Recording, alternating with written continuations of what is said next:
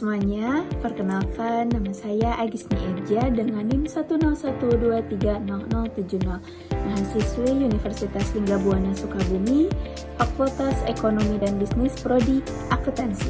Video ini dibuat untuk menyelesaikan tugas individu di mata kuliah Perpajakan 1 dengan dosen pengampu Bapak Rizal Jailani, SE.ML. Materi yang akan dijelaskan pada video ini yaitu mengenai PPh Pasal 24.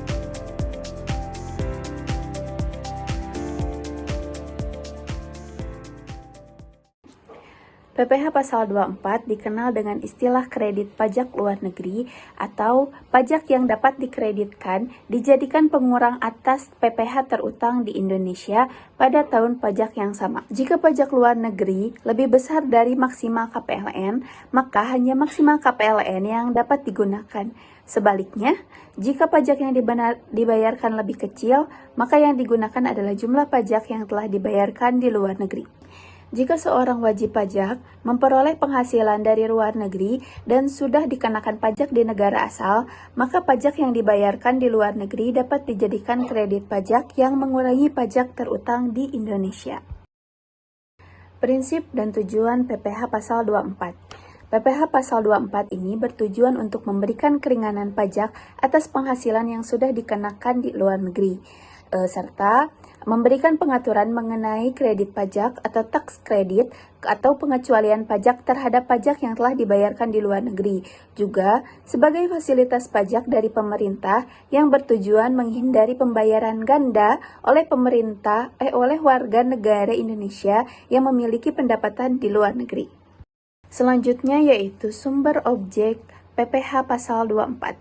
Ini diambil dari Peraturan Menteri Keuangan Nomor 192 Tahun 2012, yaitu penghasilan dari saham sekuritas lainnya, seperti dividen, keuntungan modal yang dikenakan pajak di negara tempat perusahaan yang menerbitkan saham atau sekuritas tersebut didirikan atau berada.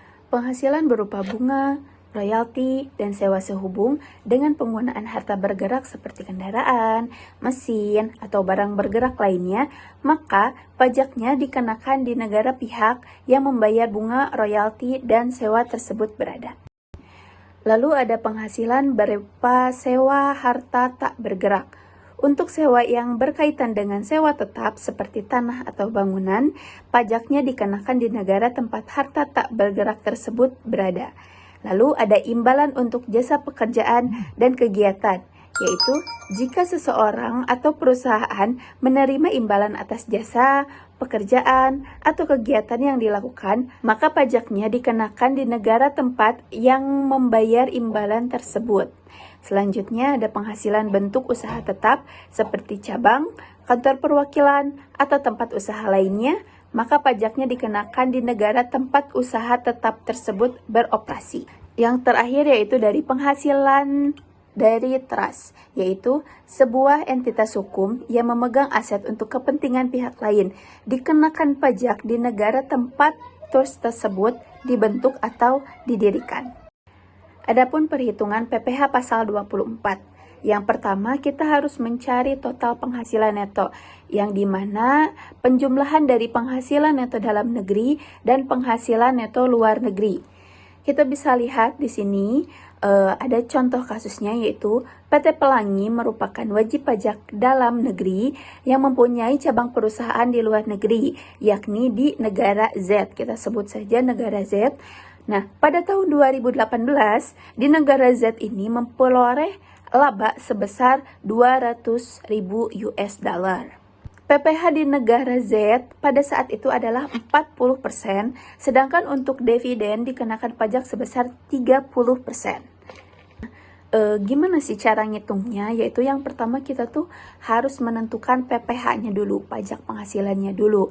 Nah, ini tuh dihitung dari pajak penghasilan yang tadi sudah ditetapkan dengan laba yang diperoleh di tahun tersebut.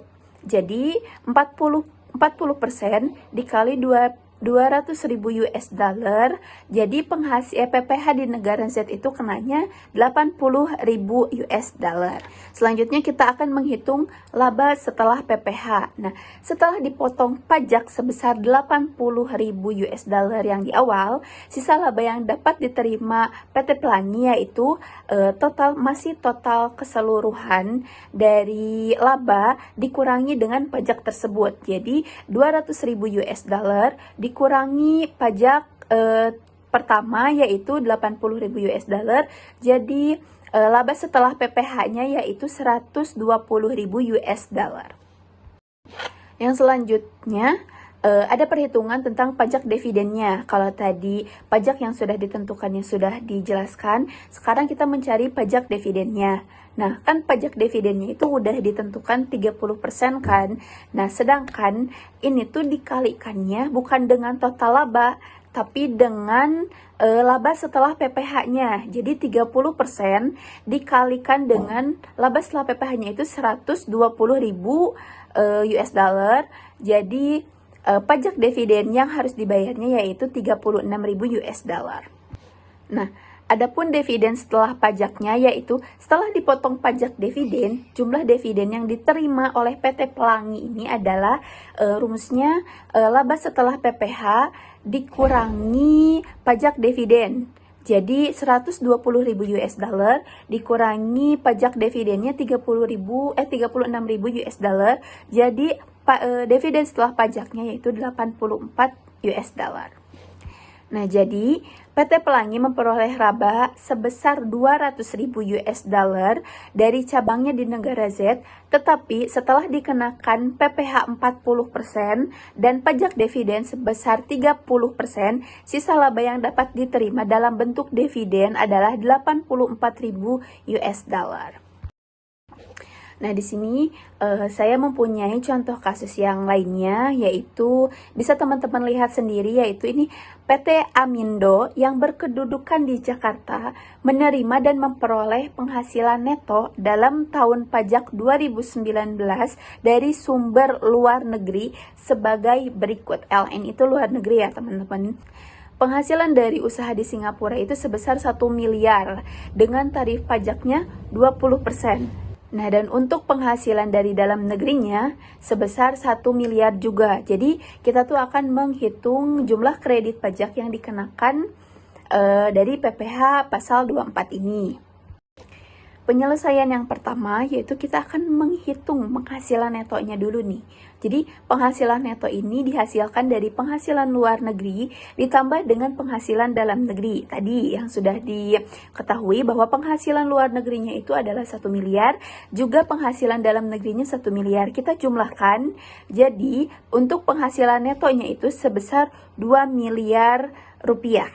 Nah, yang kedua yaitu kita akan menghitung PPH terhutang berdasarkan tarif PPH pasal 17 nih. Jadi kita ketahui dulu tarif pasal PPH 17-nya itu 25%. Nah, 25% ini kita kalikan dengan hasil neto tersebut. Jadi penghasilan neto tersebut. Jadi 25% dikali 2 miliar sama dengan 500 juta. Jadi untuk PPH terhutang berdasarkan tarif pasal PPH pasal 17-nya itu 500 juta. Nah, yang selanjutnya yaitu hitung batas minimum kredit pajak di luar negeri. Jadi rumusnya yaitu penghasilan luar negeri dibagi total neto dikali step 2. Step 2 itu yang tadi hasilnya sudah kita ketahui bahwa total itu 500 juta ya teman-teman. Jadi di sini 1 miliar dari penghasilan luar negeri dibagikan dengan total neto 2 miliar dikalikan dengan step 2 500 juta ya teman-teman. Jadi hasilnya 0,5 dibagi 500 juta yaitu 250.000. Nah, yang terakhir kita akan menghitung pajak berapa banyak pajak yang harus dibayar di luar negeri itu. Rumusnya yaitu yang tadi yang pajak luar negeri itu kan 1M dan dikenakan tarif pajaknya itu 20%. Nah, jadi menghitungnya itu langsung aja 20% yang tarif tersebut dikalikan dengan 1 miliar.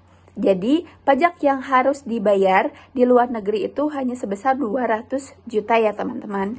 Karena batas maksimum kredit pajak luar negeri menurut step 3 yang tadi yang sebesar 250 juta itu lebih besar dari jumlah pajak yang dibayar di luar negeri, maka jumlah kredit pajak di luar negeri menurut PPh pasal 24 yang diperkenankan adalah 200 juta rupiah. Itu tuh diambil dari perhitungan PPh pasal 24 yang ditentukan lebih kecil. Jadi yang diambilnya itu yang lebih kecil antara